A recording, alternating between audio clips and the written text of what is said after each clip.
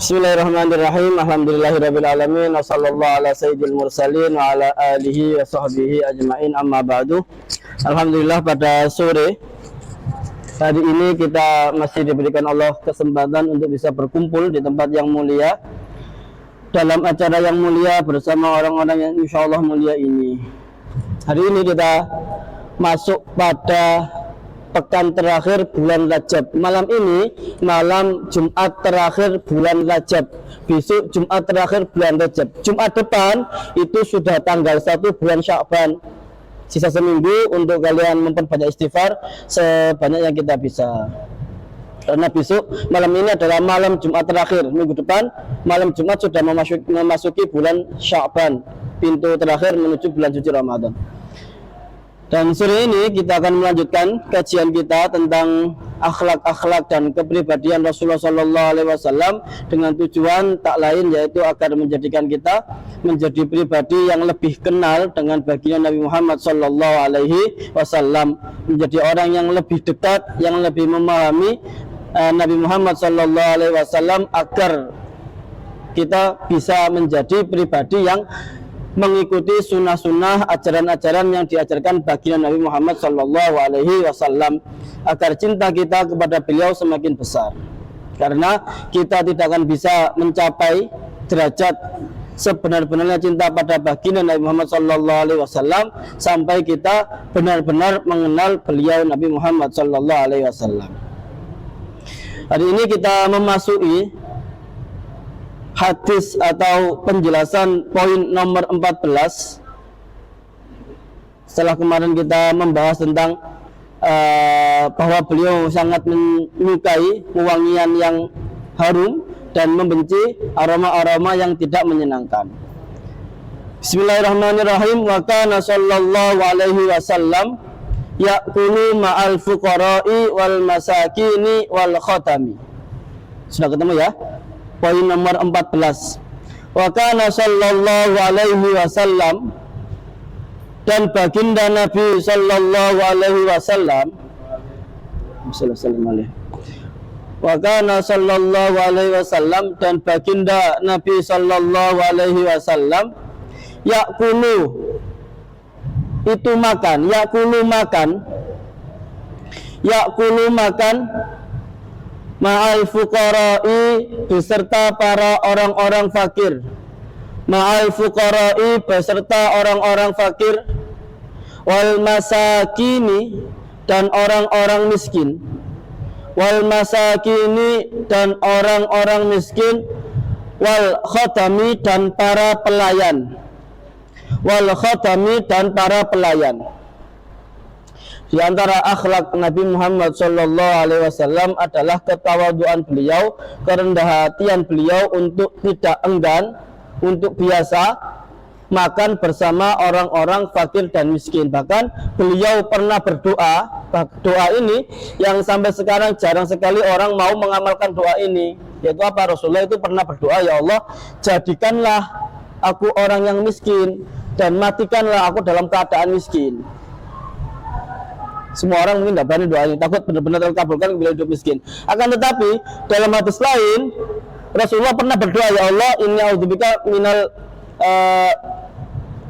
faqr, ya Allah, aku berlindung kepadamu dari kemiskinan. Jadi ada dua doa. Ini kalau dipahami secara zahir nanti akan kita anggap itu sesuatu yang bertentangan. Doa apa? Pertama, doa Rasulullah pengen hidup miskin, kemudian mati dalam keadaan miskin. Di lain tempat, di lain keadaan, Kanjeng Nabi pernah berdoa agar dijauhkan, dilindungi dari kemiskinan. Akhirnya para ulama setelah melakukan penelitian menemukan jawaban. Pertentangan ini yang dimaksudkan ketika Rasulullah SAW berlindung dari kemiskinan, itu maksudnya bukan kemiskinan harta, akan tetapi kemiskinan mental. Karena kan Nabi sepanjang hidup beliau ada kemungkinan untuk kaya, tapi beliau memilih untuk hidup sederhana. Itu menunjukkan apa? Menunjukkan bahwa yang dilarang dalam Islam, yang kita diperintahkan untuk berlindung dari kemiskinan, itu bukan miskin harta. Kalau miskin harta tidak berpengaruh pada pribadi manusia. kayanya manusia, harta yang banyak ataupun nggak punya harta, itu tidak berpengaruh pada keimanan seseorang. Yang harus kita jauhi, yang harus kita berlindung darinya adalah kemiskinan mental. Maksudnya mental yang tidak pernah puas, mental yang selalu merasa miskin, mental yang selalu merasa butuh ini, butuh itu dan seterusnya. Itu yang harus kita jauhi. Adapun keadaan finansial yang tidak terlalu kaya ataupun kaya, itu nggak ada hubungannya. Itu hubungannya sama takdir. Ada orang yang terlahir kaya, ada orang terlahir miskin. Tidak masalah, orang yang kaya bisa masuk surga, yang miskin bisa masuk surga. Orang yang kaya bisa jadi yang bertakwa, yang miskin bisa jadi bertakwa. Nggak ada hubungan sama sekali. Kaya dan miskin tidak menjamin kualitas seseorang di hadapan Allah. Yang harus kita berlindung darinya bukan kemiskinan harta, tetapi kemiskinan mental. Mental yang miskin, mental yang enggan memberi. Ketika dia punya sesuatu, dia mau enggan memberi karena rasa ini tak butuhkan nanti. Dia punya baju bekas, punya harta bekas yang nggak, dia yakin bahwa mungkin dia nggak akan gunakan selama-lamanya, tapi nggak mau dibagikan, nggak mau dijual, disengaja disimpan untuknya sendiri karena takut kelak membutuhkan hal tersebut. Atau dia memiliki mental yang miskin, mental yang menjadikan dia malas berbagi, mental yang dia berpikir untuk selalu meminta. Itu yang diperintahkan kita untuk berjauh darinya. Ini dibedakan ya, kalau nanti mungkin kalian akan mendapatkan hal ini. Dua hal yang tampaknya berbeda tapi sebenarnya nggak berbeda, yang tampaknya bertentangan. Kadang-kadang minta miskin, kemudian berlindung dari miskin. Bukan maknanya Kanjeng Nabi itu pelin-pelan, bukan. Kanjeng Nabi tetap konsisten, akan tetapi makna miskin di sini berbeda.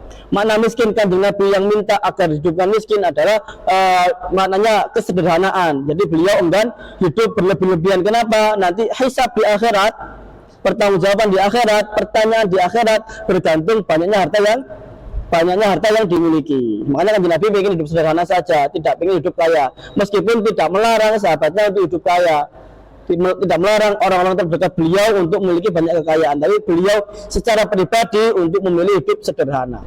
Bisa dipahami ya? Nanti kalian kalau baca pasti dengarkan Kanjeng Nabi kok berlindung dari kemiskinan. Dua ini Kanjeng Nabi kok minta kemiskinan. Miskin yang dua ini, dua kemiskinan yang berbeda. Kalau kemiskinan yang kita dianjurkan untuk berjauh darinya, menjauh darinya adalah kemiskinan mental. Mental yang nggak pernah ngerasa kaya, meskipun dia punya iPhone, dia ngerasa pengen ganti lagi. Dia punya sesuatu yang sudah cukup, dia sudah punya Revo, dia punya Vario, dia pengen ganti Aerox, dia punya Aerox, nanti pengen ganti motor, terus nggak ada selesainya. Dia punya HP ini pengen ganti lagi, itu dinamakan mental miskin, mental yang nggak ada puasnya.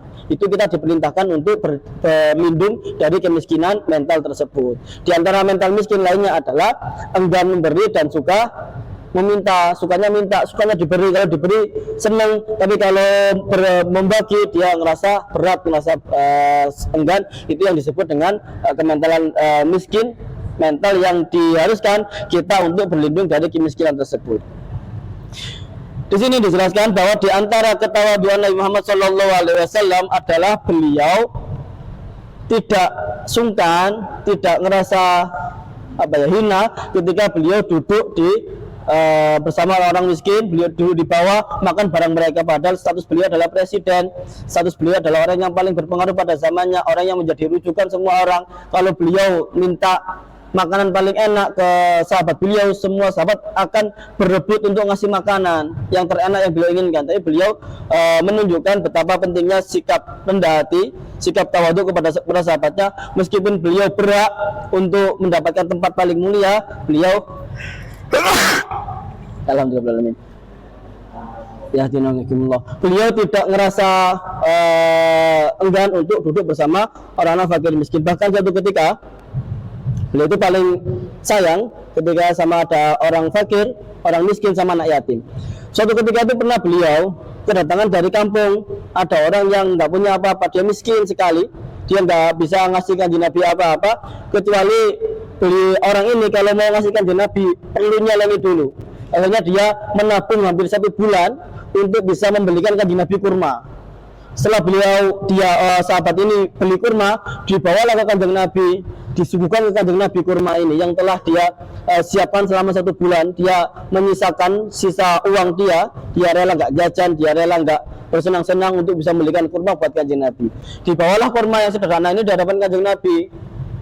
Ketika diletakkan di depan beliau, dia mengatakan, Kanjeng Nabi, ini hadiah untukmu. Ditamani sama Kanjeng Nabi, dimakan satu kurma. Ketika Kanjeng Nabi makan, Kanjeng Nabi menampakkan rasa yang nampakkan seolah kurmanya enak banget. Kemudian orang yang lihat itu senang banget. Alhamdulillah kurma saya dimakan Kanjeng Nabi. Kanjeng Nabi makan lagi. Kanjeng Nabi makan lagi sampai kurma yang satu wadah itu habis. Sahabat kaget, loh, kok tumben? Kanjeng Nabi itu biasanya kalau punya hadiah dari orang lain, beliau nggak akan makan sebelum semua orang dibagi, sebelum semua orang itu mendapatkan jatah yang sama, sebelum diajak makan bareng. Jadi kalau ada kurma biasanya dipanggil semuanya makan bareng.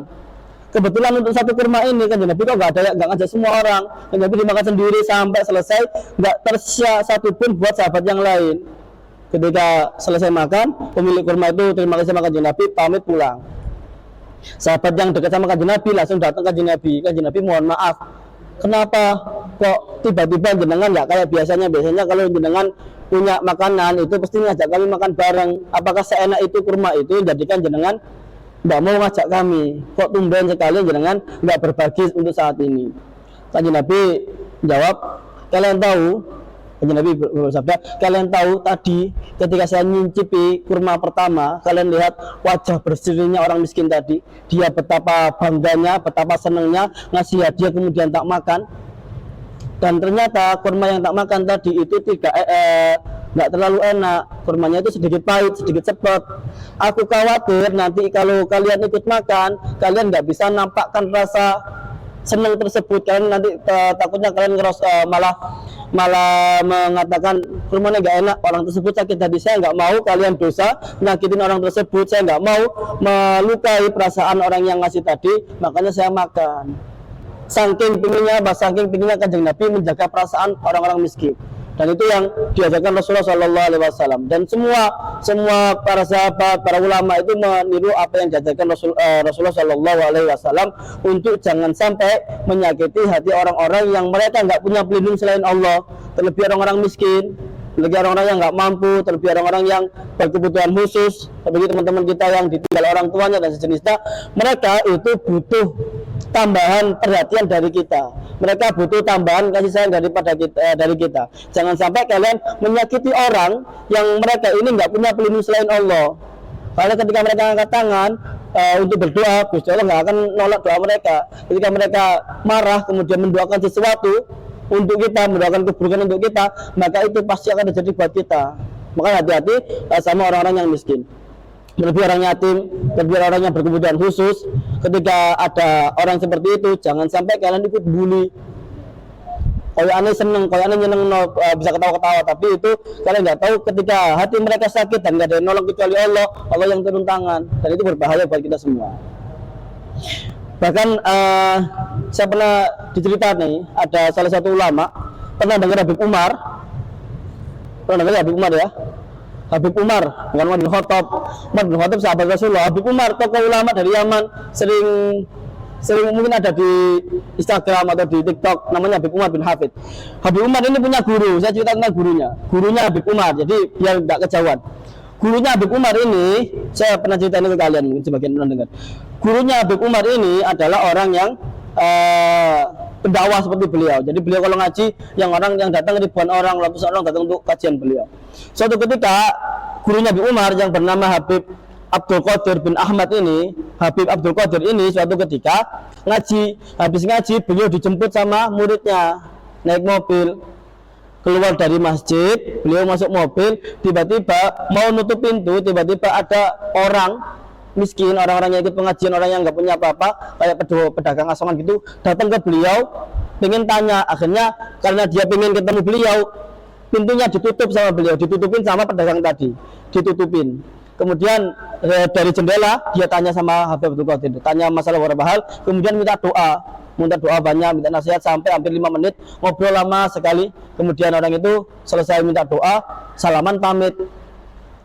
Kemudian Habib Abdul Qadir bilang ke sopirnya, Mas, jalan agak ke depan dikit sampai tikungan sana. Jalan pelan sampai tikungan, kemudian bilang, Mas, minta tolong jenengan pengen keluar mobil, bukaan pintu dari luar, kayaknya ada yang kecepit. Pas dibuka ternyata tangan beliau kecepit, kemudian mancur darah dari sana. Sejak kapan? Sejak pertama kali ditutup. Sopirnya kaget, loh, kenapa jenengan nggak bilang dari awal tadi? Kenapa kok sampai baru sekarang baru cerita bahwa tangan jenengan ini kecepit? Betul jawab, tadi ketika pintu ini tutup, orang yang nutup tadi, orang miskin tadi nggak sengaja menyepit tangan saya. Kalau saya bilang aduh, kalau saya tiba-tiba nyuruh kamu keluar, orang tersebut akan malu, akan nggak nyaman, nggak jadi tanya, nggak jadi minta doa. Saya kasihan sama dia, mending saya yang nahan sakit ini, dia tetap senang, dia nggak tahu apa-apa. Saya lebih senang jaga perasaan orang lain daripada saya harus menyelamatkan tangan saya dan bisa nyakitin hati orang lain tersebut. Akhlak seperti ini yang diajarkan Rasulullah SAW. Ini nggak gampang. Bayangkan kalian di posisi itu pasti langsung teriak, pasti langsung misu-misu, pasti langsung takut nggak jelas, pasti kita nyuruh orang tersebut nyuruh pulang. Tapi beliau dengan rendah hati, dengan dengan tenang menerima rasa sakit itu, ditunggu sampai 5 menit sampai dia pergi. Kemudian bukanya pun nggak di depan orang itu, bukanya setelah dia jauh baru dibuka agar orang tersebut nggak ngerasa sakit hati, nggak ngerasa malu, nggak ngerasa nggak nyaman karena telah nggak sengaja nyepit tangannya Abu Habib Abdul Qadir tadi. Itu yang diajarkan Rasulullah SAW. Jangan sampai menyakiti hati orang yang mereka tidak punya penolong selain Allah Subhanahu wa taala. Rasulullah itu sangat biasa duduk sama fakir miskin. Beliau nggak ngerasa saya nabi, saya orang mulia, saya presiden, saya makan di kursi, mereka makan di bawah. Enggak, beliau duduk ke orang miskin dan bersama para pelayan. Apa bedanya fakir dan miskin? Pernah dengar bedanya fakir dan miskin? Ini ada zakat. Apa aura?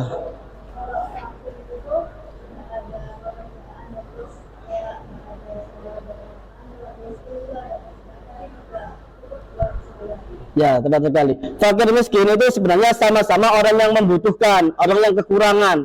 Bedanya apa? Kalau miskin itu dia kekurangan, tapi dia ada Dia ada pemasukan. Meskipun cuma sedikit, dia kerja. Sehari katakan dia yang harus dia hasilkan uang, yang dia habiskan uangnya itu sekitar 200.000 atau 100.000 satu hari. Tapi dia kerja sehari cuma dapat 50.000, kurang 50.000. Itu namanya miskin. Mereka kebutuhan memiliki kebutuhan yang banyak tapi ada pemasukan sedikit. Kalau fakir itu orang yang butuh tapi dia nggak punya pemasukan sama sekali. Para janda yang nggak punya keluarga yang sendirian itu disebut biasanya al-fakirah atau fakir. Kalau miskin itu orang-orang yang kayak tukang becak, ojek yang kebutuhannya banyak, itu disebut miskin. Mereka ada pemasukan akan tetapi kurang untuk keluarganya. Kalau fakir, mereka sama sekali nggak punya pemasukan sama sekali. Itu nanti berhubungan sama zakat. Meskipun sama-sama membutuhkan, sama-sama berat mendapatkan zakat. Wal khotob dan para pelayan beliau, katakan seorang bos gitu, beliau tidak enggan untuk makan bersama karyawannya, enggak enggan untuk duduk bersama mereka. Kanjeng Nabi terbiasa untuk makan. Bahkan Kanjeng Nabi itu sungkan, diriwayatkan bahkan tidak pernah beliau makan di meja. Nah, berarti haram ya, kita boleh makan di meja. Tapi Kanjeng Nabi itu tidak pernah makan di atas meja. Kanjeng Nabi makannya gimana? Makannya di lantai, gelar karpet, makan di piring, dipegang seperti ini. Tidak makan di meja seperti ini, makan seperti ini atau di meja duduk. Kanjeng Nabi nggak pernah melakukan itu. Bukan berarti nggak boleh, nggak masalah sama sekali. Tapi beliau ngajarkan kepada kita bahwa setinggi apapun posisi kita, derajat kita di hadapan Allah, kita tetap sama, kita nggak ada bedanya. Beliau akhirnya kalau makan itu biasanya cari teman dulu. Beliau itu orang yang tidak terlalu suka makan sendiri.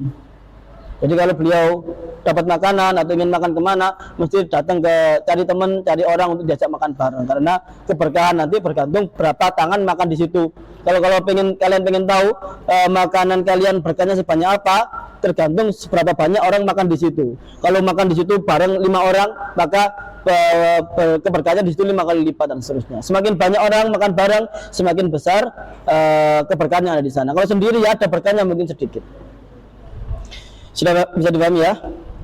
Wa kana sallallahu alaihi wasallam wa kana sallallahu alaihi wasallam dan baginda Nabi sallallahu alaihi wasallam yafli membersihkan lil masakini bagi orang-orang miskin, bagi orang-orang miskin, siyabahum baju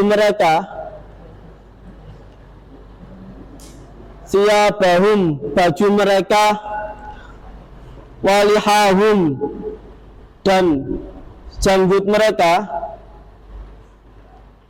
wa ru'usahum, dan kepala mereka, wa ru'usahum, dan kepala mereka. Maksudnya ini seperti ini. Yafli itu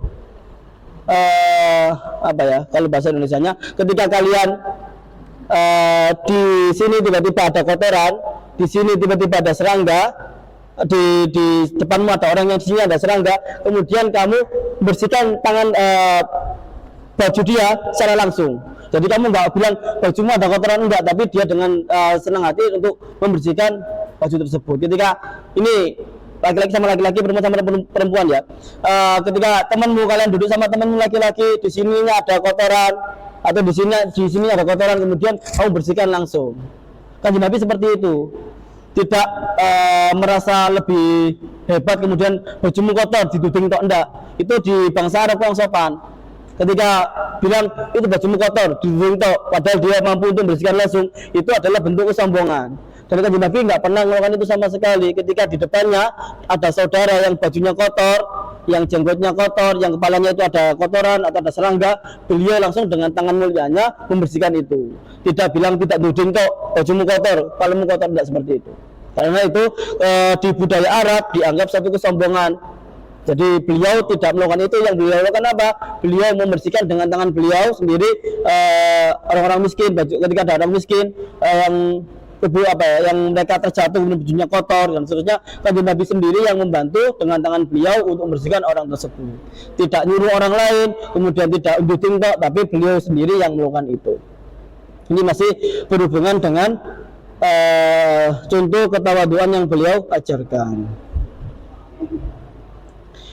Wa kana sallallahu alaihi wasallam, wa kana sallallahu alaihi wasallam, dan baginda Nabi sallallahu alaihi wasallam yukrimu, memuliakan yukrimu, memuliakan ahlal fadli, orang-orang mulia, ahlal fadli, orang-orang mulia, ala ikhtilafi tabaqatihim, sesuai dengan tingkatan derajat mereka, ala ikhtilafi tabaqatihim, sesuai dengan tingkatan derajat mereka.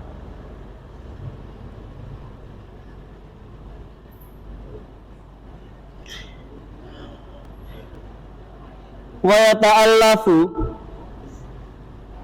dan berbuat baik, wa yata'allafu, dan berbuat baik, ahla syarafi, orang-orang mulia, ahla syarafi, orang-orang mulia, bil ihsani, dengan memberikan kebaikan, bil ihsani, dengan memberikan kebaikan, ilaihim, pada mereka, ilaihim, pada mereka. Termasuk akhlak Rasulullah sallallahu alaihi wasallam adalah memposisikan semua orang sesuai derajat mereka. Contohnya seperti ini, seumpama tiba-tiba Pak Asmali datang ke situ, duduk ke situ, maka saya sebagai sebagai orang yang ngaji di sini, termasuk etika saya harus mempersilakan Pak Asmali duduk di sini.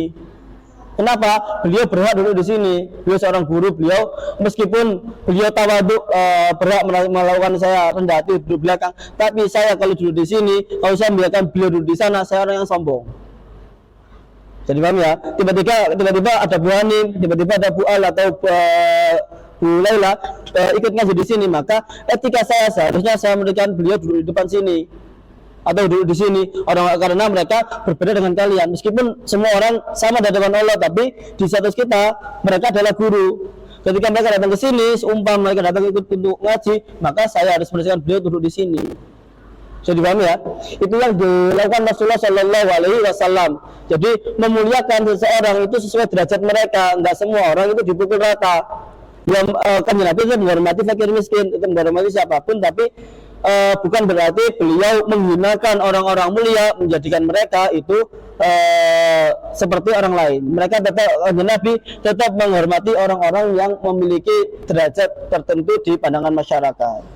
bukan membedakan dari segi ketakwaan, tapi nganggap nganggap mereka lebih takut daripada orang lain, enggak. Cuma karena etikanya seperti itu, adatnya seperti itu, orang yang mulia diletakkan di tempat yang khusus. Atau tiba-tiba kalian kelak jadi guru, kalian ngajar di masjid seperti ini, tiba-tiba orang tuamu datang ikut ngaji, apa yang kamu lakukan? Kamu harus berdiri nyuruh orang tuamu duduk di dekatmu sini, atau duduk di tempatmu, kamu duduk di bawah ngaji, nggak masalah. Karena apa? Menghormati derajat beliau sebagai orang tua. Bukan berarti kamu dia ngaji di belakang kemudian kamu sok ngaji biasa, itu menyalahi etika. Jadi paham ya makna kalimat ini? Kan Nabi itu memuliakan orang-orang mulia sesuai dengan derajat kemuliaan mereka. Jadi ketika mereka katakan saya ngaji di sini ada presiden, saya nggak akan diamkan presiden duduk di sana. Saya akan ngaji, bukan karena saya cari muka di presiden, tapi karena presiden orang yang terhormat, orang yang harus dihormati oleh masyarakat, maka saya harus memposisikan beliau di tempat yang pas di sini. Jadi paham ya? Itu yang dilakukan Rasulullah SAW. Ketika ada orang mulia memiliki derajat yang khusus datang ke majelis beliau, ke tempat beliau memberikan kebaikan kepada mereka, ngasih tempat yang khusus buat mereka. Jadi pahami? Sebelumnya Wakana, kita sampai jam berapa ya? Wakana sallallahu alaihi wasallam yukrimu zawi rahimihi wallahu alam bisawab. Barangkali ada pertanyaan silakan. Biar kita nggak malam-malam. Silakan.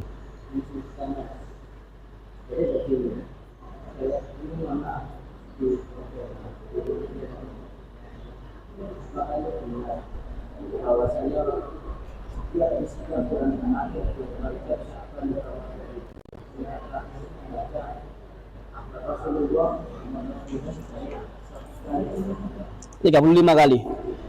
Itu ada riwayat dari beberapa wali, beberapa ulama meriwayatkan di antara amalan bulan Rajab, yaitu pada akhir Jumat terakhir, berarti Jumat besok. Jumat besok itu Jumat terakhir, Jumat lusa itu sudah 1 bulan Sya'ban. Besok itu Jumat terakhir pada bulan Rajab. Bulan Rajab tok, Sya'ban, Ramadan enggak.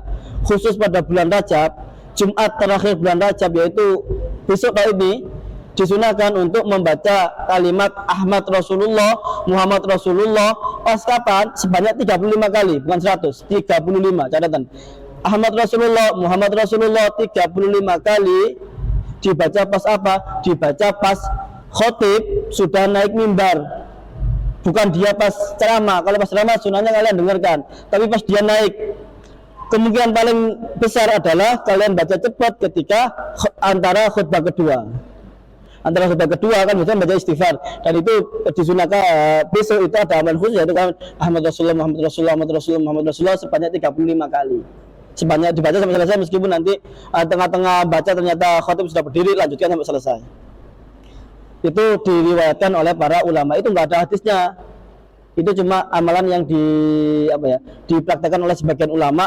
Tidak yang jadi dosa adalah ketika kita menganggap itu sebagai sunnah atau enggak sebagai ajaran Kanjeng Nabi, sesuatu yang diceritakan Kanjeng Nabi. Kanjeng Nabi enggak pernah cerita itu. Yang mengamalkan para ulama melalui mereka banyak hal yang kita enggak sampai di sana. Barangkali mereka dapat ilmu izin dari Allah mendapatkan itu, atau mendapatkan riwayat yang kita enggak dapat riwayatnya, dan seterusnya. Disunahkan membaca kalimat tersebut. Faedahnya, katanya para ulama, dan ini mujarab, faedahnya adalah menjadikan kita insya Allah sepanjang tahun dimudahkan segala urusan, dimudahkan segala rezekinya.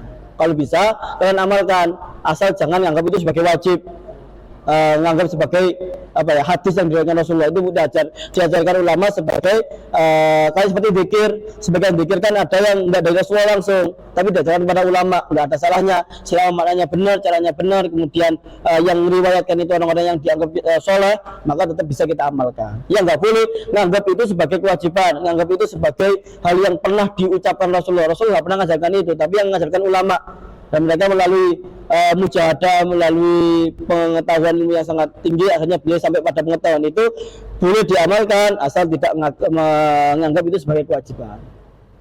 Jadi kalian ingat, kalau perempuan bagaimana, kan kalian nggak khutbah, kalian nggak ikut ke Jumatan, ya kalian kalian bayangkan, kalian kalau di rumah atau kalian di sini, kalian dengar ketika khutbah itu khutbah itu ada jedanya di sana, maka kalian baca Ahmad Rasulullah, Muhammad Rasulullah sebanyak berapa?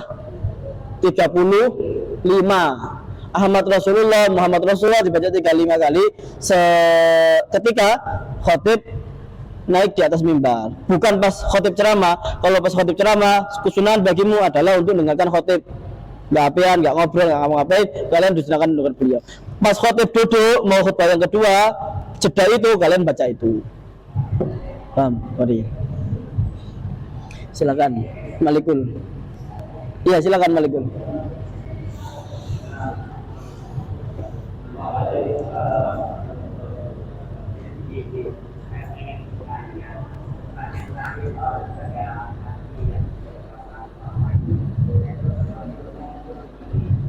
Misalnya saya melakukan perbuatan pada orang lain, dan mungkin perbuatan itu menuju orang tersebut, tapi saya tidak sadar saya itu menjadi orang tersebut, sehingga orang tersebut itu mungkin suatu hari melakukan hal-hal yang buruk pada saya, dan saya anggapannya dia itu memang jahil, memang jahat, bukan karena perbuatan saya gitu. Itu bagaimana? Apakah saya harus minta maaf?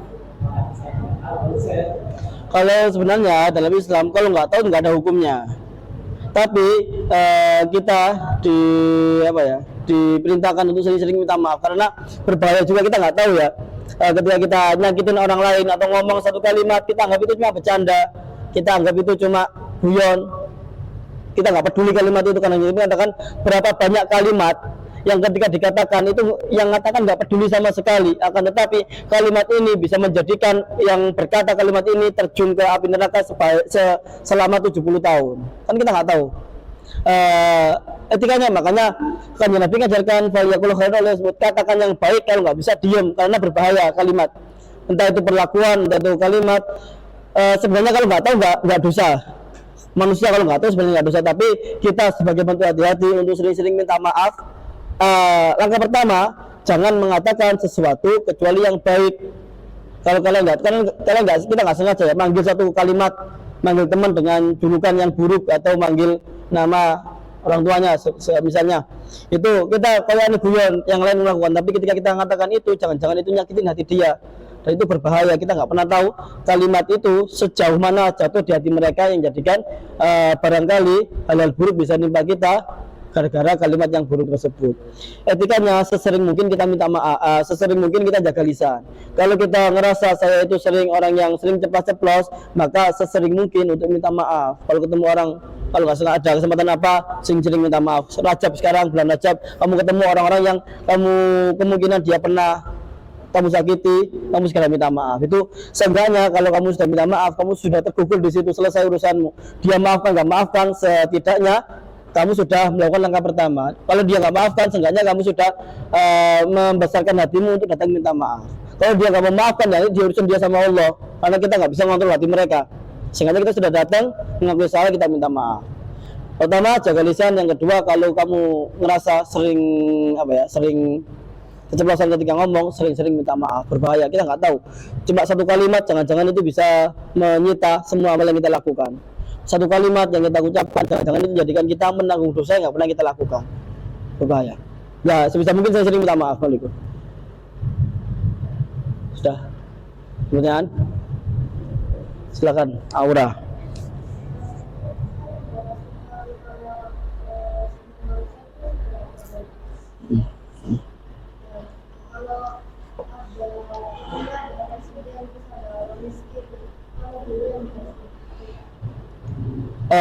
Dilihat dulu posisinya. Kalau posisinya untuk berbagi, ya mendulukan orang yang miskin. Tapi kalau posisi sekarang, contohnya ketika di majelis seperti ini, di majelis kalau katakan Gus Idam ngaji, kemudian kedatangan di sana presiden, apakah Gus Idam biarkan presiden di bawah?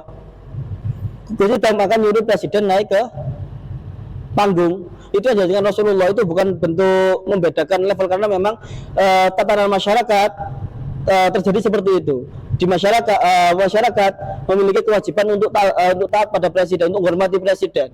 Dan kita mengikuti aturan tersebut, akhirnya kita menghormati presiden. Kita nggak biarkan beliau duduk di sama-sama masyarakat di bawah, kita meminta beliau untuk naik ke panggung. Seperti itu maksudnya. Kalau nanti masalah saya punya uang, saya punya duren, mending mana ngasih presiden apa tentang saya yang miskin, ya tanggung yang miskin. Jadi lihat dulu konteksnya, nggak bisa dipukul rata. Apakah harus mendahulukan presiden terus? Apakah harus mendahulukan orang fakir miskin terus? Lihat konteksnya untuk apa. Kalau konteksnya untuk seperti tadi di majelis atau di tempat yang di acara perayaan yang umum, kamu punya acara pernikahan di rumahmu, presiden datang, apa kamu menyalami beliau seperti menyalami orang biasa? Kan nggak mungkin. Kamu akan menyalami beliau dengan menyambut beliau lebih daripada ketika menyambut tetanggamu. Itu bukan pelecehan pada saat tetangga, karena memang seharusnya seperti itu. Masyarakat harus menghormati orang seperti presiden. Nggak cuma presiden atau orang yang memiliki jawab atau kiai datang ke rumahmu, apakah kamu menyambut kiai tersebut seperti kamu menyambut orang yang nggak punya ilmu? Kan beda. Jadi Rasulullah itu menyikapi seseorang, menyambut seseorang, memuliakan seseorang sesuai derajat mereka. Derajat itu nanti ada macam-macam, ada yang derajat duniawi seperti pangkat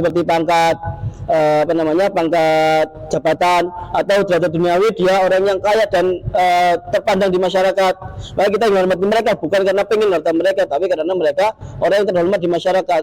Satu masyarakat sebagai orang dia yang terhormat, maka kita menghormati dia sesuai derajatnya. Kita akan menyambut mereka sedikit berbeda ketika ada orang lain datang. Bukan karena kita takut sama presidennya, bukan karena kita ingin harta dari orang kaya tadi, tapi kita menghormati derajat mereka di hadapan masyarakat yang mereka jaga dengan banyak hal tadi. Jadi kita jadi nggak bisa dipukul rata. Kita apa yang kita lakukan di hadapan orang tersebut, kita memuliakan mereka sesuai dengan konteks keadaannya, acaranya apa, kemudian sesuai dengan derajat mereka tadi. Paham ora? Paham ya? Saya ada pertanyaan. Ini sampai jam berapa ya? Bisa ada waktu? Pertanyaan?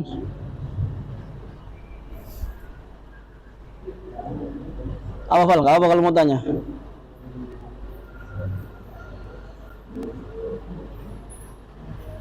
Ada kalau nggak ada nggak apa, kita tutup. Ada varian. Silakan. Orang itu sedang sholat di masjid, kemudian lanjut ke dinas.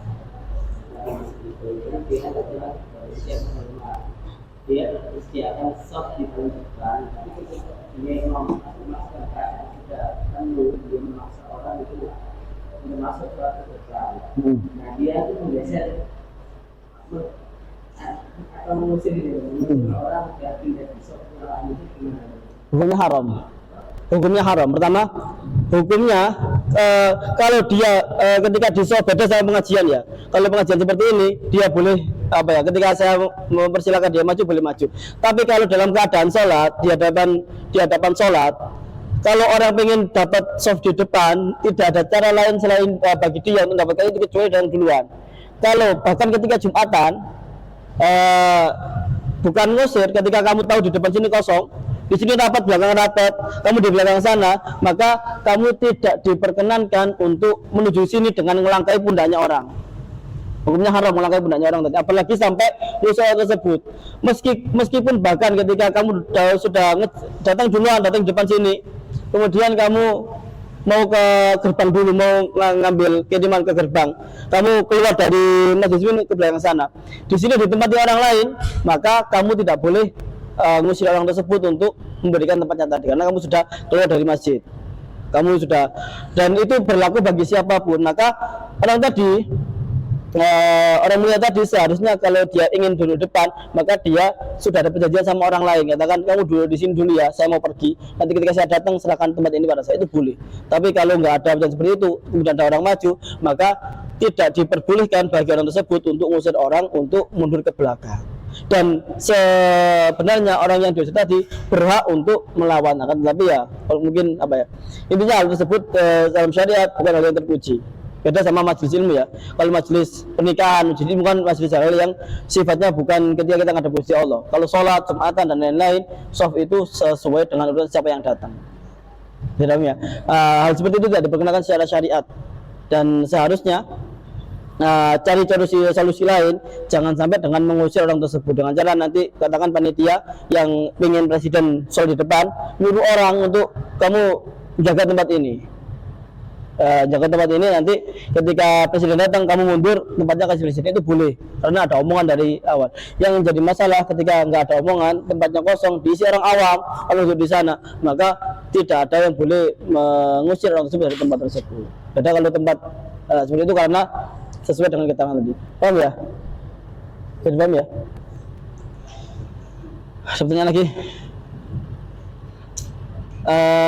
minggu depan ada kajian nggak? Kamis masuk nggak besok ya? Kamis masuk. Jumatnya dari ada. Yang katanya itu nggak jadi berarti? Apa? Yang kamu cerita kemarin apa namanya? Salwa. Yang acara tibaan hari Rabu, kemudian Kamisnya pun akhir bulan tetap ada kajian. Tutup dengan doa. Sebelum kita doa, kita baca Fatihah dengan niatan agar semua yang kita baca hari ini menjadi ilmu yang bermanfaat bagi kita. Yasin yang kita baca tadi menjadi bentuk kita mendekat diri pada Allah Subhanahu wa taala. Kita hadiahkan apa yang kita baca pada sore hari ini pada Nabi Muhammad SAW, pada keluarga beliau, sahabat beliau, pada para aulia, para ulama, dan khusus pada orang tua kita, guru-guru kita. Semoga segala urusan mereka dimudahkan, orang tua yang mendahului kita diampuni Allah Subhanahu wa taala, diangkat derajatnya setinggi-tingginya. Al-hadiniyah kullu salihah kulli man nabi sallallahu alaihi wasallam. Al-Fatihah. A'udzubillahi minasyaitonirrajim. Bismillahirrahmanirrahim. Alhamdulillahi rabbil alamin. Iyyaka na'budu wa iyyaka nasta'in. Ihdinas siratal mustaqim. Siratal ladzina an'amta 'alaihim ghairil maghdubi 'alaihim waladdallin. Amin. A'udzubillahi minasyaitonirrajim. Bismillahirrahmanirrahim. Alhamdulillahi rabbil alamin. Hamdan syakirin, hamdan na'imin, hamdan yuafi ni'amahu wa yukafi mazidah. Ya rabbal lakal hamd. Allahumma shalli ala sayyidina Muhammad wa ala ali sayyidina Muhammad. Allahumma a'inna ala dzikrika wa syukrika wa husni ibadatik. Allahumma 'allimna ma yanfa'una wa anfa'na bima 'allamtana warzuqna ikhlasan wa qabula. Allahumma barik lana fi Rajab wa Sya'ban wa ballighna Ramadan. A'inna fi ala siyam wal qiyamati latil Qur'an jidina bil ma'asi wal atham. Rabbana atina fid dunya hasanah fil akhirati hasanah wa qina adzabannar. Sallallahu ala sayyidina Muhammad wa ala alihi wa sahbihi wa sallam ajmain. Alhamdulillahi rabbil alamin. Al-Fatihah. Amin. Terima kasih banyak, semoga bermanfaat bagi Bapak, bagi kalian semua.